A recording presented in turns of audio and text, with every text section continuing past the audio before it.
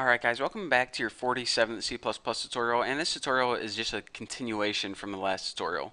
So what we did in the last tutorial is we pretty much were working on the people.h header file, and now we're going to hop over to the people.cpp to start actually building our functions.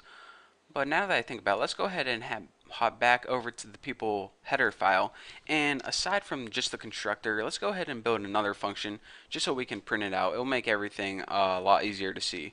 So let's go ahead and make a function called, what was this one called? I want to make sure I don't name the same thing. This one was called print date, so we'll call this one print info, I guess. So print info.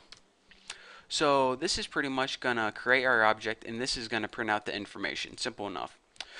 So now that we have this people class created, in our constructor we said it was gonna take two things. Every person needs two pieces of information, a name and a birthday.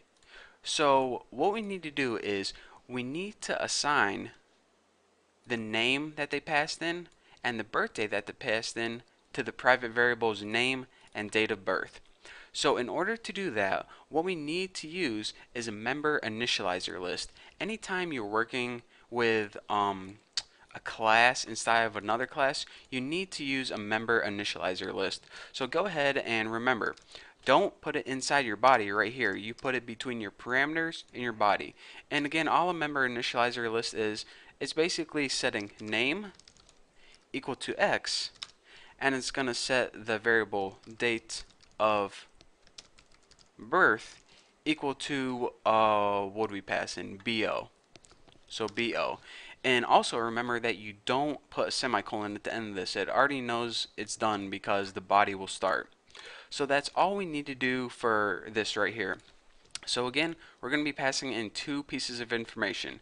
We're going to be passing it in a string and then a birthday object. It's going to take that string and set it equal to name, and it's going to take that birthday object and set it equal to date of birth. So now this class has a name, and now it has a birthday object that you can use. So let's take that information and we can use that whenever we're building this other function, print info.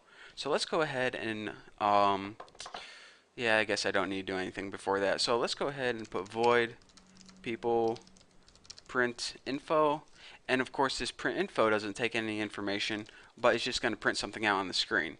So what it's going to do is see out your name variable, which would be Bucky Roberts, and then go ahead and write something like was born on, and then make sure you don't end the line because I want all this to be on one line. And then after this, in order to print that date, remember, we have a function inside our birthday class that prints the date right here. And we already passed in a birthday object inside this class. So now this class has access to the birthday functions. So we can go ahead and use this date of birth object right here that we created in order to use this print date function. So let's go ahead and just write date of birth right there dot print date. Pretty cool, huh? So now whenever we print the info, it's basically going to say Bucky Roberts, or excuse me, Bucky Roberts was born on 12/28/86. Pretty cool, huh? So now let's go over, ooh, wait a minute, I almost forgot to do this. We need to include a bunch of stuff inside this people class. I'll talk you guys through it. The first thing we need to include is our IO stream and STD because, you know, we need to include those basically in every class. And aside from that, we also need to include this birthday header right here. And the reason we need to do that is because basically whenever you're working with another class, you need to include the header. So yeah, I definitely just messed that up. Accidentally highlighted something. So one more time. Okay, let's not copy and paste it in random spots this time. Alright, so let's go ahead and in our main.cpp, everything looks good to go so far. Actually, what we need to do is, since we're going to be working with birthday objects and people objects in this one, we need to include those headers as well. So go ahead and grab this and include it right there, and go ahead and grab this and include it right there. So basically you see, whenever you're working with the object, you need to include it. Simple enough. So check this out. Since the people class, in order to create an object, you need a birthday object. Whenever we run our main, we need to create that birthday object first. So remember, in our birthday object, when we first create it, our object needs three pieces of information: a month, a day, and a year. So let's go ahead and create a birthday object, if I spell it right. Birthday, and we'll just name it birth object, and it needs those three pieces of information: a month, a day, and a year. So now we have a birthday object created called birth object, and this birthday object pretty much took month, day, and year and set it equal to 12, 28, 86. So now we can go ahead and create a people object. People, I'm just going to name mine Bucky Roberts. And you're saying, alright, well, what information does the people class need? Well, whenever we create a people object, it needs a string as the name, and it needs a birthday object right there. So first, let's give it a name, Bucky the King, and the second piece of information it needed was a birthday object. Well, it just so happens that we created one up here, so let's go ahead and pass that in right there. So after this, what we need to do is might as well just print out the info right here. So remember, in the people class, we had a function called print info, and it just printed out the name and the birthday.